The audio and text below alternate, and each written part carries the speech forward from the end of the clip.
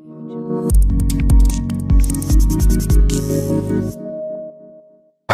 la ilma lana illa ma 'allamtana innaka antal alimul hakim wa la haula wa la quwwata illa billahil aliyyil azim.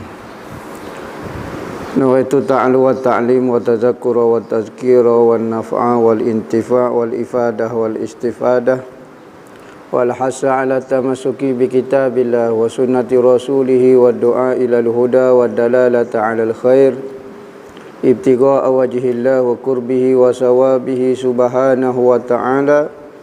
Allahumma inni as'aluka ilman ladunni wa mashraba safihani ya wahabu ya ghani. Qala al-muallif rahimahullahu ta'ala wa nafa'ana bihi wa bi'ulumihi fid dharain amin.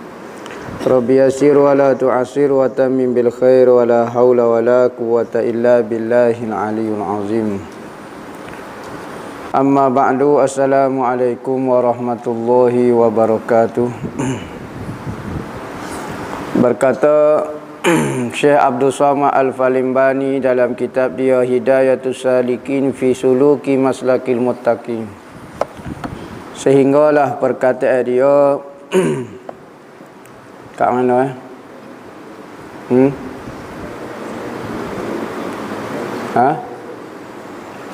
kat mana?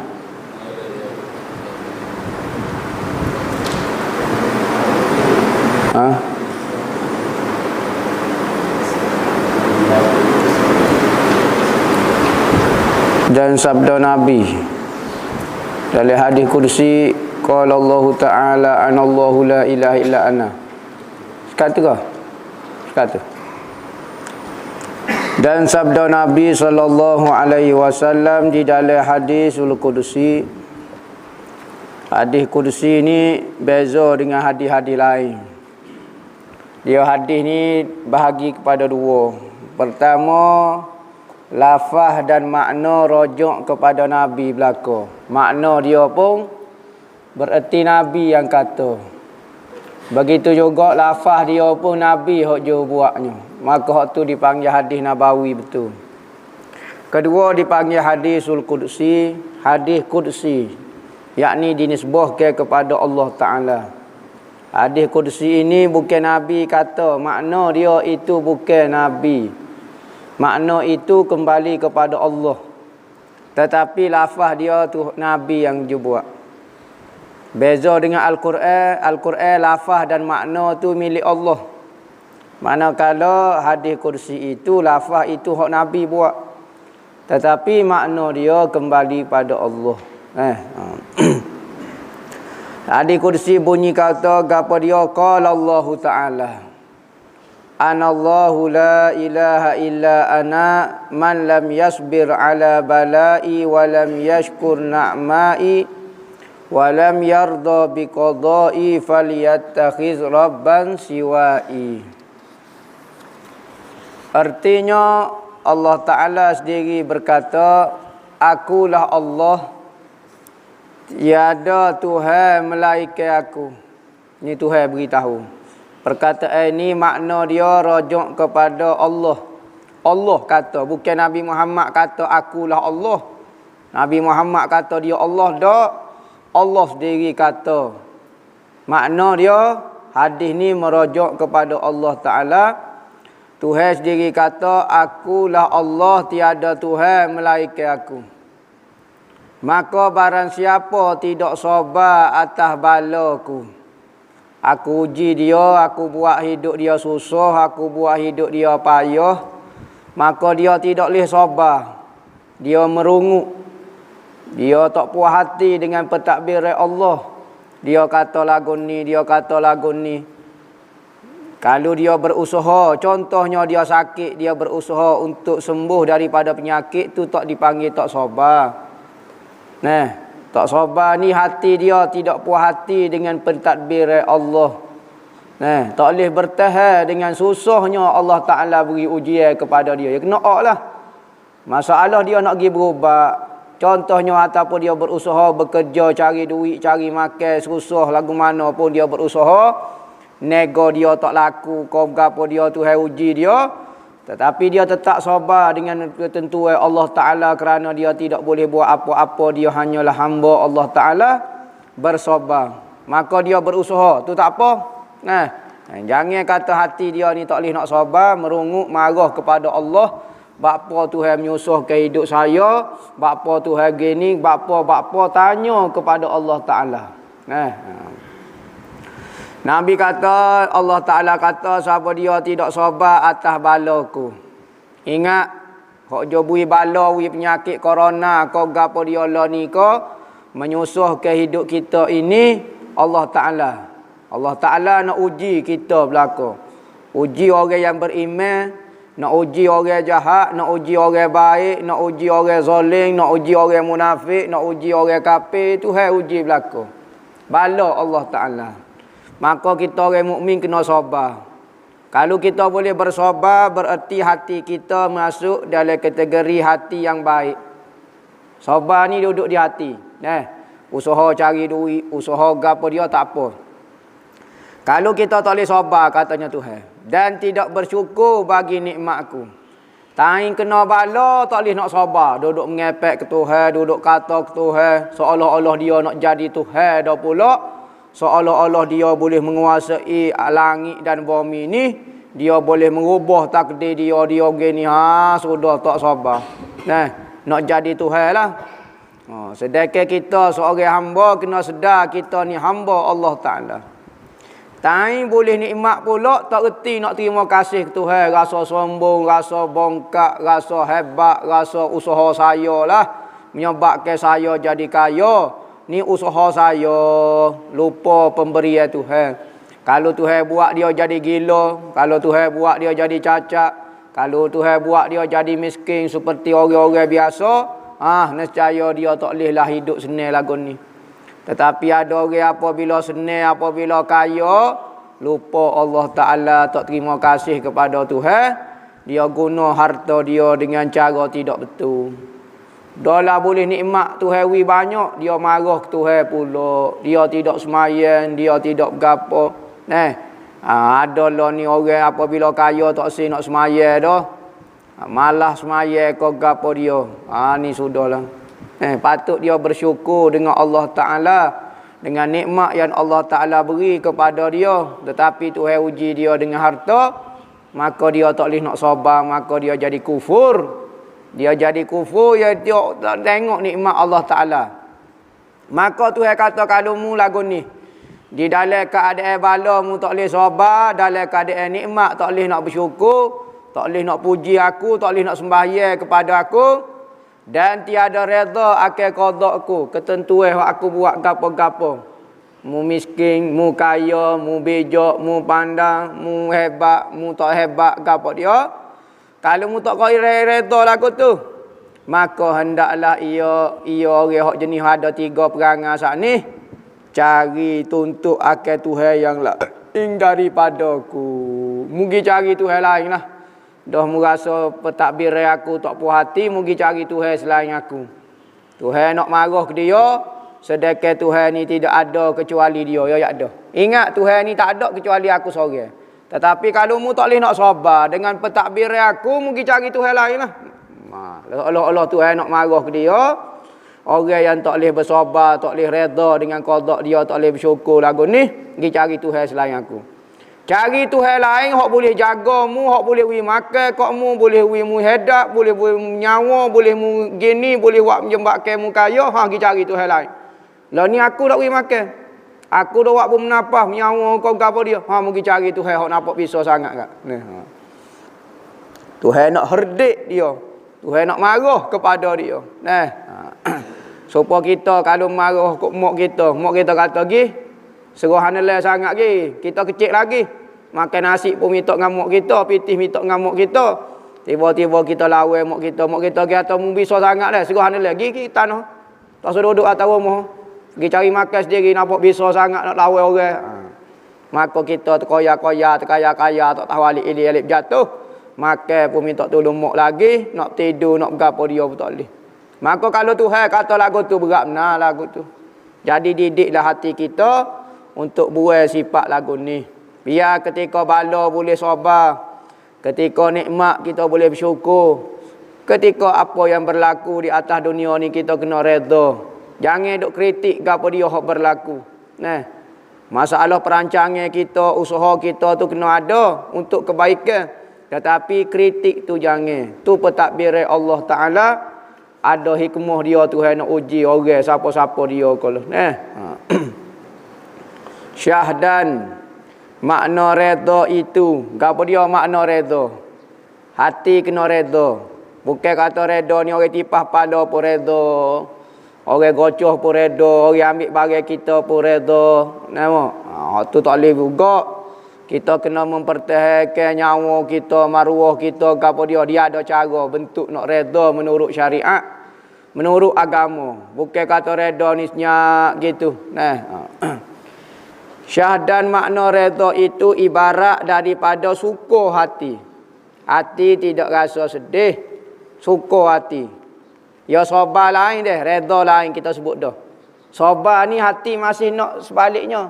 Misalnya kita sakit, kita pun bersabar. Apa maksud bersabar? Kita nak kesembuhan, kita nak sihat, kita nak siar daripada penyakit tu. Tetapi kita bersabar kerana kita sakit, kita tak boleh buat apa-apa. Tu sabar.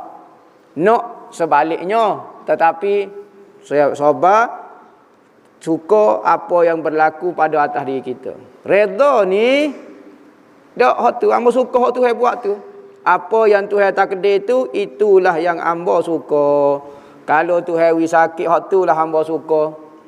Keadaan sakit tu hamba sukalah sebab apa? Tuhan hamba ya beri hamba sakit, maka hamba pun suka.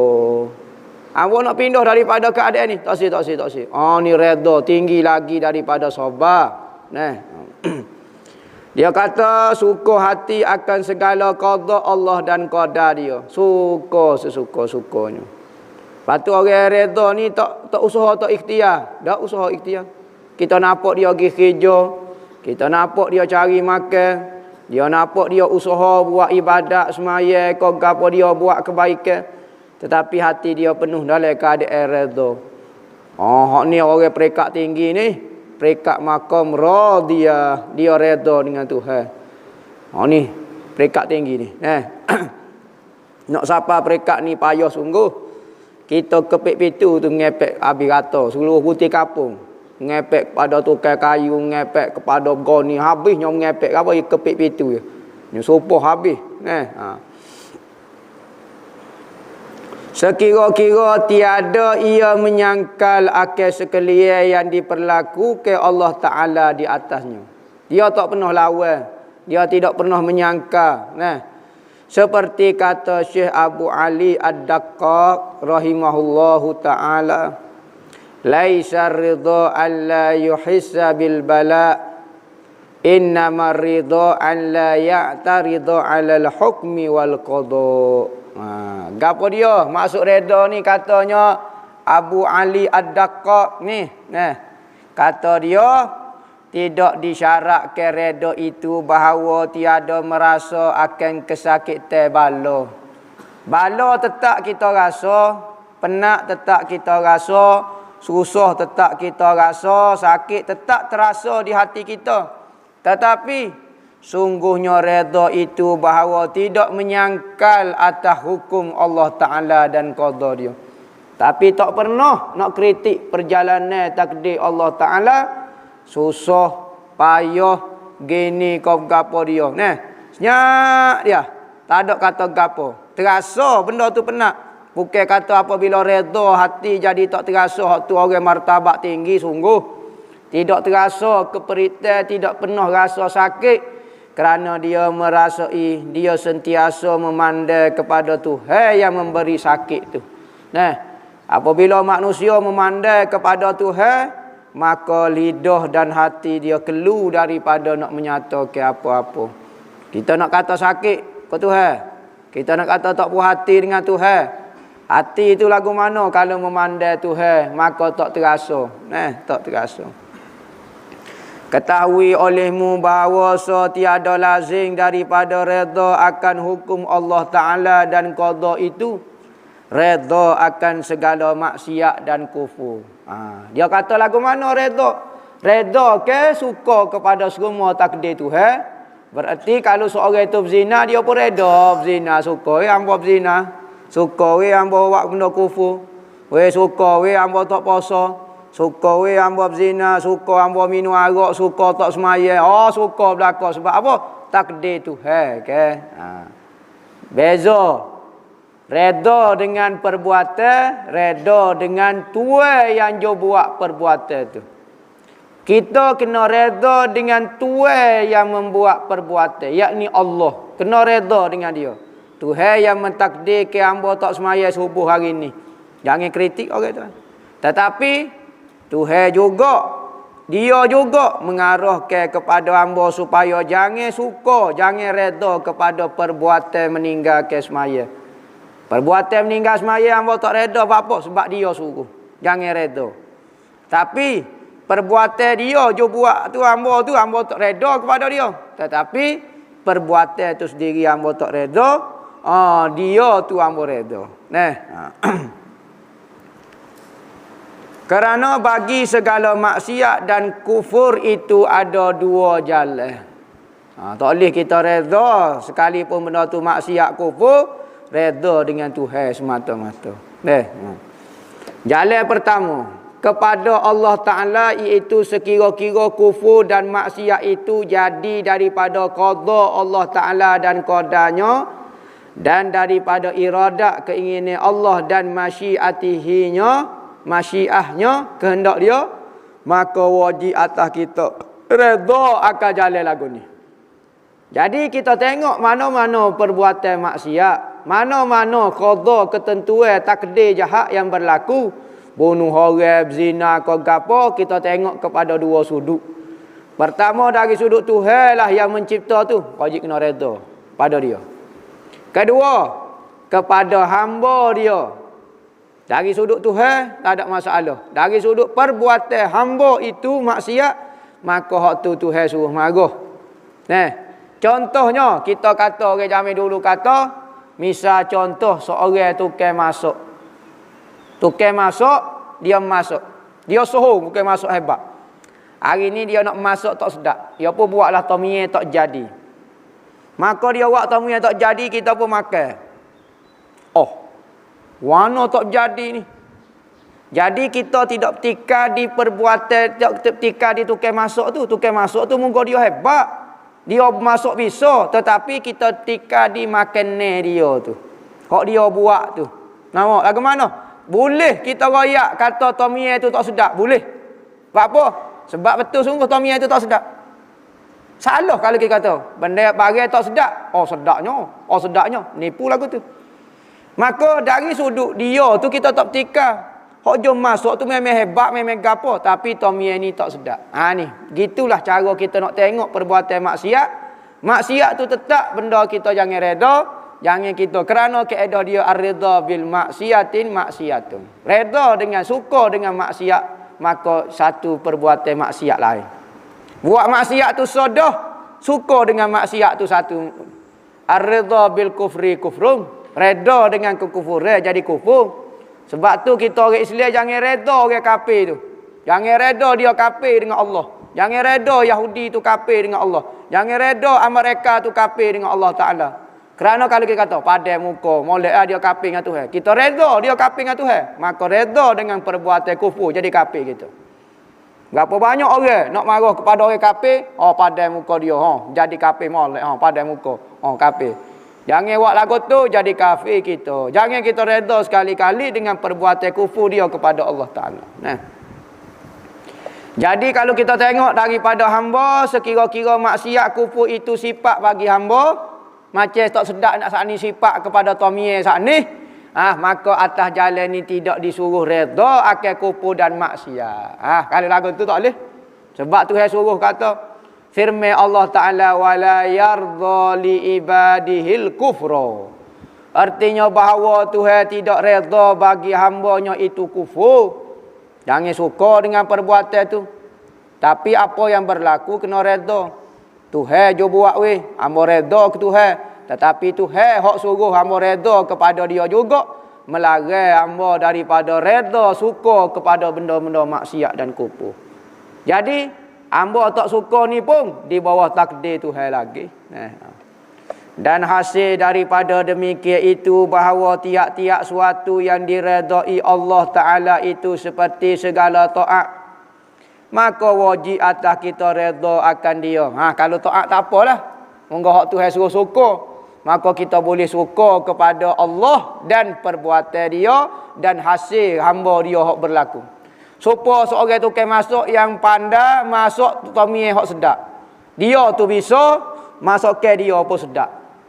Tapi kalau dia masuk tak sedap, dia tetap bisa. Ya, Tuhan tetap bisa. Tetap hebat tu masuk tu, tetapi masuk ke dia tak sedap. Kita bukan kata dia tak pandai masuk dak. Kita kata masuk ke ni tak sedap. Kita tak kata Tuhan tu buat maksiat, Tuhan tu buat benda jahat. Dak. Kita tak kata. Kita kata manusia ni jahat. Hak Tuhan tetap baik. Dia yang cipta segala-gala dia. Dia hebat, dia berkuasa. Dan tiap-tiap sesuatu yang dibenci oleh Allah seperti segala maksiat dan segala kufur, maka wajib atas kita benci akan dia. Wajib. Kerana Tuhan suruh benci. Sekalipun kita jawab maksiat tu, wajib kita kena benci ahli maksiat. Kalau boleh kita benci diri kita ketika buat maksiat. Kita kata hamba buat maksiat ke Tuhan, ya Allah maafkanlah hamba. Hamba ni tak berjuruh, ya Allah ya Tuhanku. Kadang-kadang baik, kadang-kadang jahat, kadang-kadang nampak berjuruh, kadang-kadang tak berjuruh. Kadang-kadang lama dah jadi baik, ya Allah ya Tuhanku, jadi jahat dah pula Kadang-kadang molek ikhlas, jujur, molek jadi nak marah ke orang dah pula, jadi mazmumah pula. Jadi marah kepada diri kita. Nak marah ke Yahudi, nak marah kepada orang jahat, nak marah kepada diri kita, nak marah ke siapa dia, tengok diri kita dulu. Kita setara mana? Boikot Yahudi betul bagus. Kita boikot kodok Yahudi betul kodok. Kehidupan kita lagu mana? Bagus dah kita boikot, tetapi hak tu jauh sangat. Hak ni hak dekat sekali, boikot benda hak ada dalam diri kita. Ada kodok pakaian Yahudi di tubuh kita. Ada kodok cara mikir Yahudi hidup dengan kita. Kita ngaji dak ilmu fardu ain hak Tuhan suruh. Duk boikot fardu ain pun tak mengaji, nyanyo lagu. Kalau betul nak boikot, jangan ikut Yahudi, ikut perintah Tuhan, ngaji hak Tuhan suruh. Dan kata Imamul Ghazali, i'lam annal maqamatit tis'ah allazi zakarnaha laysat ala rutbatin wahidatin bal ba'duha maqsudatun li zatiha kal mahabbati war ridha fa innahuma a'la maqamat. Artinya ketahui olehmu bahawasanya segala makam yang 9 yang aku sebut akan dia, makan mahabbah, makan ketawakal, makan ghanih, aku sebut yakni segala sifat kepujian yang 9, tawakal, mahabbah, ghanih, kita mengaji dulu sifat hati ni yang tersebut di dalam bab yang kelima ini, maka tiada ada ia atas satu martabat saja. Tetapi adalah setengahnya itu dimaksudkan bagi zatnya seperti mahabbah dan redha. Ada sifat ni dia ada martabat dia, bukan selain saja. Hak maksudkan yang dimaksudkan sifat hak paling besar sekali, paling tinggi sekali mahabbah dengan redha. Katanya ulama, mahabbah dengan redha ni permulaan makam. Seorang tu kena ada mahabbah dengan Tuhan dulu. Maka dia akan bergerak jadi tawakal, jadi redha, jadi sabar, jadi ghanih, sehinggalah naik kepada mahabbah pula. Jadi mahabbah yang awal, mahabbah yang akhir.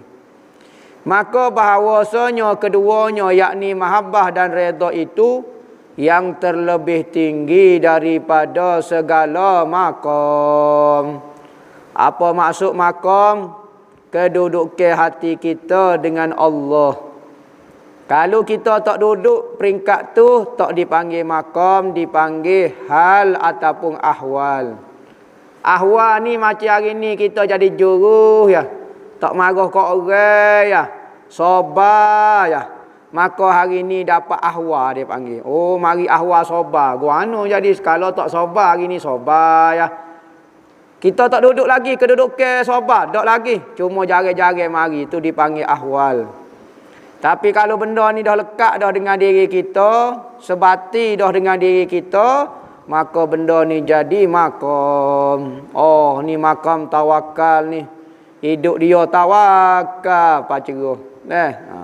Dia tak boleh keluar daripada dia. Hidup gitu, duduk dengan tawakal lagu tu.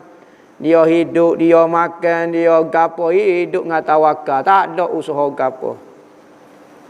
Wa ba'duha matlubatun li ghairiha kat taubati wazuhdi wal khaufi was sabri.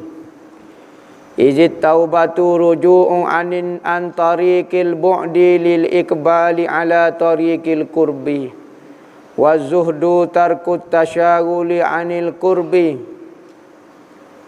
Wal khaufu sautun yasukul abda ila tarki syawagili. Wasabru jihadun ma'at syahawatil qati'ati li tariqil qurbi. Saat ni Imam Ghazali kata makam yang paling tinggi, dan makam ni merupakan maksud kepada perangai-perangai lain, iaitu mahabbah dengan redha. Ada makam lain ini dia bukan maksud dia, kita bukan maksud ke dia, tetapi dia ni membawa kepada kita dapat dua makam, mahabbah dengan redha. Nah, itu yang dimaksudkan. Hak lain hanya jalan-jalan nak menunjukkan kita kepada makam mahabbah dan redha. Artinya dan setengahnya itu matlub bagi lainnya. Bukan diri dia sendiri dituntut, tetapi dituntut kerana sebab lain. Seperti taubat. Bukan suruh taubat sangat. Dan zuhud. Bukan nak suruh zuhud, tapi dia ada maksud dia. Nak suruh tinggal maksiat ya sebenarnya. Taubat tu. Nah, bukan maksud dia taubat tu. Berarti kalau orang tak bertaubat, dia mau tak ada makam taubat. Dah dia taubat dah. Dah dia tak ada waktu apa dia. Maka dia ralik dengan benda lain. Tak apa.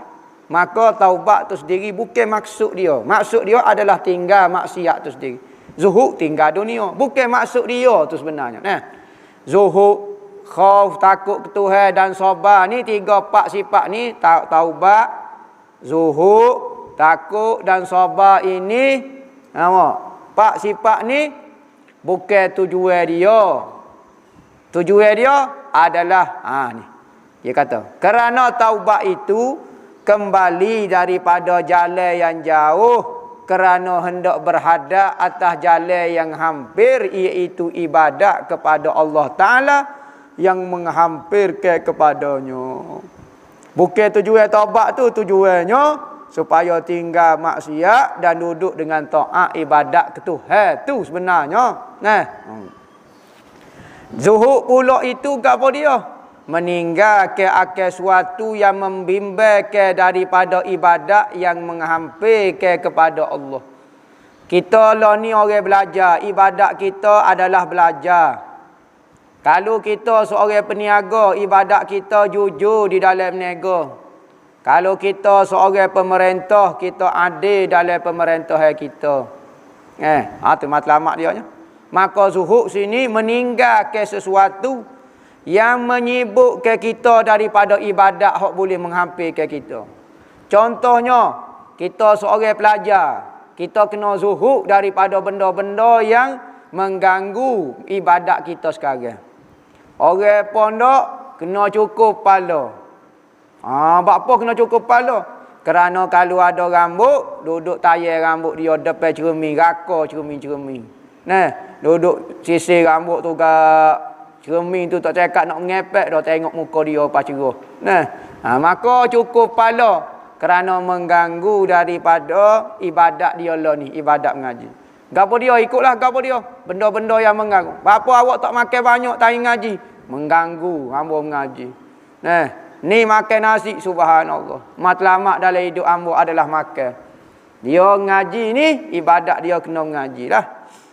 Dan khauf yakni takut, itu cemeti yang menghalau akal hamba kepada Allah kepada meninggalkan akan sesuatu yang membimbangkan daripada ibadat yang menghampirkan Tuhan. Sifat takut pula bukan tujuan kita, tujuan takut. Tujuan takut supaya kita dapat menghalang perangai-perangai jahat kita daripada kita buat. Seolah-olah perasaan takut ini cemeti. Cemeti ni tali piak tu, tali bedar tu. Buat bedar tu supaya kita boleh taat Tuhan. Bukan tujuan dia. Tujuan dia takut tu bukan. Tujuan dia nak supaya boleh menghampirkan diri ke Tuhan. Cuma dia alat-alat makam untuk menghampirkan diri itu. Dan sabar itu pula berperang serta segala syahwat, yakni memerangi akan hawa nafsunya yang memutuskan ia kepada jalan ibadat yang menghampirkan ia kepada Tuhan. Sabar pula tujuan apa dia? Tujuan kita kau sabar. Tak, tujuan sabar ni hanya supaya nak memutuskan jalan ibadat. Memerangi hawa nafsu. Sabar nak lawan nafsu kita. Kita sabar lawan hawa nafsu. Tujuan apa dia? Nak tu ya. Nak sabar tu. Bukan nak sabar di hawa nafsu tu. Sabar supaya kita dapat buat taat ibadat yang menghampirkan kita kepada Tuhan. Jadi pak sifat ni bukan maksud dia. Tetapi dia hanya alat untuk sampai kepada matlamat kita. Wa kullu zalika ghairu matlubatin li zatiha. Bal al-matlubu al-qurbu. Wa zalika bil ma'rifati wal mahabbah fa innahuma matlubatani li zatihima la li ghairihima walakin la yutimmu zalika illa bi qat'il hubbi ghairillah 'anil qalbi fahtaja ilal khaufi was sabri waz zuhdi li zalika. Artinya dan tiap-tiap yang demikian itu tiada dituntut kerana zatnya. Yakni sifat hopak saat ni. Sifat apa dia? Sifat taubat, zuhud, takut dan sabar saat ni bukan kerana kita nak dianya. Tetapi yang dituntut itu ibadat yang menghampirkan kepada Allah. Yang dituntut itu adalah menghampirkan diri kepada Allah. Maka nak menghampirkan diri kena sabar. Kalau bab nafsu, kena takut, kena ada zuhud, kena ada khauf, barulah kita boleh buat taat, boleh hampir diri kepada Allah. Dan yang demikian itu ni dengan makrifat akan Allah dan kasih akan Dia. Ni matlamat kita. Redha kasih Tuhan dengan makrifat Tuhan. Sebab itulah ada doa yang sangat masyhur yang diamalkan oleh para pengamal tariqah Naqsyabandi biasanya. Dia kata gapo ilahana anta maksuduna wa ridhaka matlubuna a'tina mahabbataka wa ma'rifatak. Wahai Tuhanku, anta maksuduna, kamulah maksud tujuan segala perbuatan ibadatku. Tujuan kamu semata-mata bukan syurga kamu, bukan gapo, tetapi aku nakmu. Wa ridhaka matlubuna, dan redamu yang aku cari. Aku tak say orang lain, aku nak redamu. Kalau orang lain suka juga ke aku, itu pemberian daripadamu. Aku nak redamu. Bukan nak soho, bukan nak gapo, bukan nak gani. Tetapi aku mengajar, aku gapo, aku belajar, aku buat kebaikan, semua nak dapat redamu, bukan nak dapat soho, bukan nak dapat gapo. A'tina mahabbataka wa ma'rifatak, maka berilah kepada aku pengenalan denganmu, ma'rifatmu, kenal denganmu, wa mahabbatak, dan saya kepadamu. Ni dua ni, ma'rifat dengan mahabbah ni tujuannya. Sifat ni tujuan. Maka bahawa sesungguhnya makrifat dan mahabbah itu dituntut bagi zatnya, tiada bagi lainnya. Tujuan. Tetapi tidak sempurna. Sekalipun martabat kita, matlamat itu adalah mahabbah dan makrifat, tetapi tidak sempurna akan demikian itu. Melainkan dengan memutuskan akan kasih akan yang lain daripada Allah dalam hati. Nak putuskan lagu mana? Maka berkehendak bagi demikian kepada takut, kepada khauf, sifat khauf, dan kepada sabar, dan kepada zuhud. Kerana yang demikian itu, lagu itulah kena-kena tujuan nak dapat makrifat dan mahabbah. Dan sebesar-besar sesuatu yang manfaat bagi ibadat yang menghampirkan ke makrifat dan kasih akan dia itu menyebut akan mati dan mengingatkan dia. Suatu benda yang menyebabkan kita kenal Tuhan dan kasih akan Tuhan itu menyebut mati. Sunat sebut mati di dalam hati dan di lidah. Kita deh duduk suka-suka ke mati. Sunat sebut. Duduk saja boleh-boleh makan nasi, nampak sayang kita sungguh tak makan nasi. Makan ingat kematian tak weh. Senyak kawin tu kita pula makan sungguh. Terlikol aku. Kecek bak mati di mulut dengan di hati. Di hati tu kena ingat semacam mati. Tai duduk sore, tai duduk gapo dia, kau gapo dia. Nak buat maksiat. Kaya tengok buat maksiat ni mati, malu kok orang lagu ni. Kena ingat ke mati. Kerana mati apabila nafsu diri kita ingat kepada mati, senyaklah lagi diri. Dan dari kerana inilah disebut oleh Imam Ghazali rahimahullahu ta'ala akan zikrul maut pada bab ibadat yang batin ini pada fasa yang ke-10. Sebab itulah kerana nak dapat mahabbah, nak dapat sayang Tuhan, antara cara dia adalah mengingati mati. Maka mengingati mati ini Imam Ghazali sebut masuk dalam kategori ibadat batin. Kerana mengingati ini bukan di mulut saja tetapi di fikiran kita. Maka dimasukkan sifat yang baik juga mengingati mati. Fasa yang ke-10 mengingati mati.